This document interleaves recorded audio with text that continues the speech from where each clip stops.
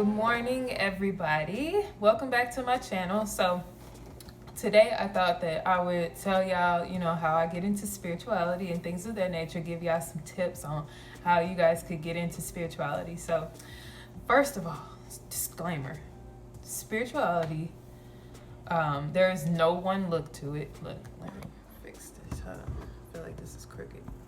Okay.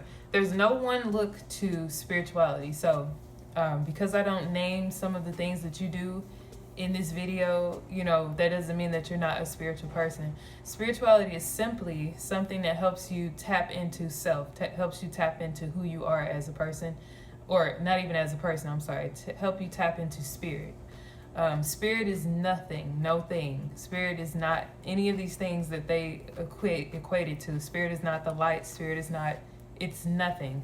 Your spirit uses these things as tools to achieve things that it wants, needs, and deserves. It uses things as tools to obtain what it is that it's looking for. And essentially, our souls are really seeking some sort of emotional high. A lot of times it's seeking some sort of feeling, some sort of vibration that it can resonate with. But we'll go into more detail about that in future videos. But this video is just, some tips on how to tap into self, which is the spirit, the I am. Who are you? The shapeless, formless you, that makes up who you are as an individual.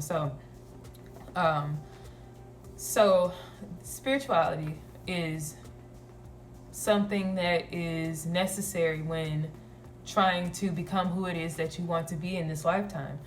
If you don't know who you are authentically, it kind of hinders you in heading in the direction that you need to head in. So that's why it's so important to get into self first, so that you're able to accomplish all of these things. That when you're using these tools, they're not you.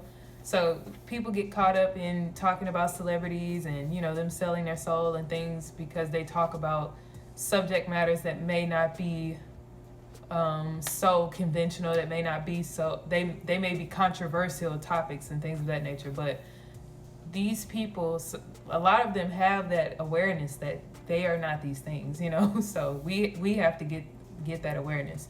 But getting back into what the video is, so the first thing is to have a ritual.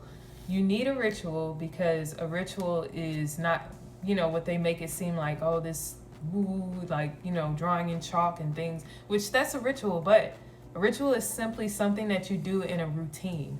It's something that you do daily to help you tap into self, to get you prepared for the day, to carry out your daily tasks. So what a ritual does is, say you're having a day where you feel, just terrible and you feel down and you don't really want to do things, but you have to keep the day moving along.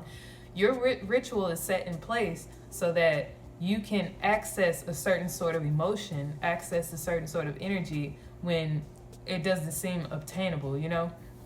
So if you're having a bad day, your ritual is set in place to keep you in motion, to keep you going, to keep you on schedule, keep you in your routine. So rituals, what do they look like? Brushing your teeth, doing your hair in the morning, getting up, listening to your favorite song before you go to work or wherever it is that you do, or work on your projects, things of that nature. Meditation, which we'll get into. So that is essentially what a ritual is. It's not, it doesn't have to be, I will say, all the witchcraft and things that you see other people practicing, although, like I said, those are rituals. But next, meditation. So everyone should get into meditation, and meditation does not have to be you sitting crisscross doing that whole thing, but getting into some form of meditation. When you're meditating, what you're looking to do is create an organic thought. You want to have a thought that is not provoked by anything in this world. You want to have a thought that comes naturally to you, a thought that is, like I said, it comes from self. So how do we meditate?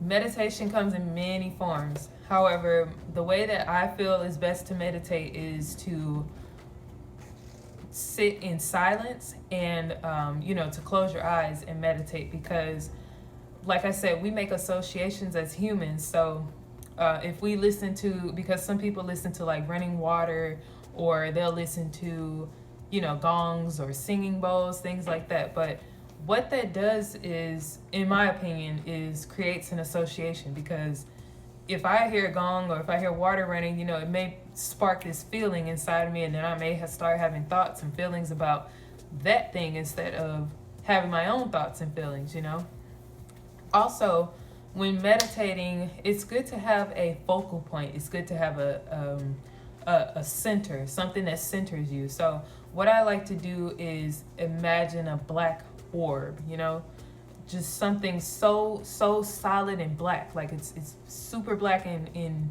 color.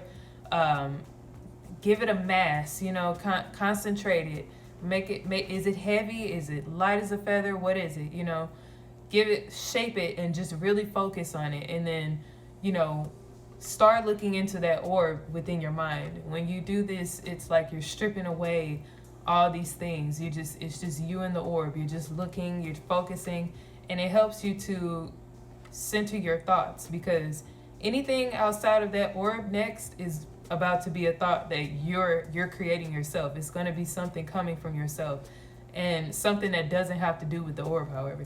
And it's going to surprise you, because you're going to be like, what? But another way to meditate, you could just sit, in silence for 10 minutes a day. I like to meditate for 10 minutes because that's a good time to where you're not so worn out. If you're meditating for, say, like an hour, it's like it's going to really wear on you, and then you're going to get fidgety and distracted and things of that nature. So make it doable. But yeah. And so the next thing, I feel like to get into spirituality, you should have something to assist you with your diet. So you should have a healthy diet. A healthy diet helps to alleviate the body of dis-ease and help you to focus on your day-to-day tasks. Because if you are, essentially in turmoil due to bad health, and you can't focus, you're not able to make the changes that you want to make in your life. You're not able to focus on your spirituality because you're trying to focus on the health of your body. So if you put in the work, the good health work ahead of time, those are things that you don't have to worry about so much so early on, if that makes sense. But I don't talk down on other people for their diets. I do eat a plant-based diet, but like I said before, that's because I feel like it helps me to tap into my spirituality. If you eat meat, if you like to indulge in junk food, things of that nature, whatever, do what makes you feel like yourself, okay? And the last thing I would say is important to have to tap into spirituality is an altar. So what is an altar? An altar is just a place to go to manifest, essentially. So to collect your thoughts, to write down your manifestations, to use your tools, to set your intentions, to give honor to yourself or, higher energies, things of that nature, to call out to energies in the universe. This is important. Look, I'm saying a lot. I hate that. But this is important because it's a place where when you step into this space that you're just focusing on your intentions. And that's essentially what manifesting is setting the intentions to do something, to create something, to wield something into this reality. You still have to go and do the work, but setting the intentions are very important. And that's why it's important to, track like the moon phases, new moons, full moons, things of that nature, which we can get into that in another video, but essentially that's important. And so I'm going to show you guys my altar as well. It's not the way that I, really want it right now, but I'm just going to show you just for example, purposes. But in a different video, we're going to talk about tools as well, because those can be very important as well, like crystals and sage and the difference between saging and smudging and things of that nature. But that'll come in a later video. But I'm going to show you guys my altar. So So this is my little altar area, y'all, and it's nothing fancy. Like I said before, it's not really set up the way that I wanted to. I'll probably do something a little fancier later, but this is simply where you go to set your intentions. You come here to manifest. So I got my positivity planner right here. I write all of my manifestations in here. It's the color pink because, you know, that's associated with like Venus energy. Venus is the planet of love, appreciation, can deal with material wealth sometimes, things of that nature. So good to have, you know, on the altar with the other things. Herbs, spices, and things of that nature I have up here sometimes. These are bay leaves. Bay leaves are good. I use these for health reasons and also for manifesting. You can burn bay leaves to you know, creates a sense of calmness. They help to calm down your what am I trying to say? They help to calm you down, like creates a sense of calmness. You can also write on these and burn them to manifest different things into your life. Again, that's kind of like putting it in the air, you know. But we'll get into, you know, we'll get into things like that in a different video. But I also have like my crystals and gems. These are just some of them. I have a rose quartz here, again associated with like the Venus energy. I've got citrine for my moon sign. I'm a moon sign Leo. I've got moonstone for my sun sign, which is Cancer. This is an obsidian wand, and I'll get into wands and things like that in different videos. This is soda light. That's for Luna. She's a Sagittarius sun sign. And then I have my sage here that, you know, I use to cleanse the energy from my crystals. I cleanse the home with this.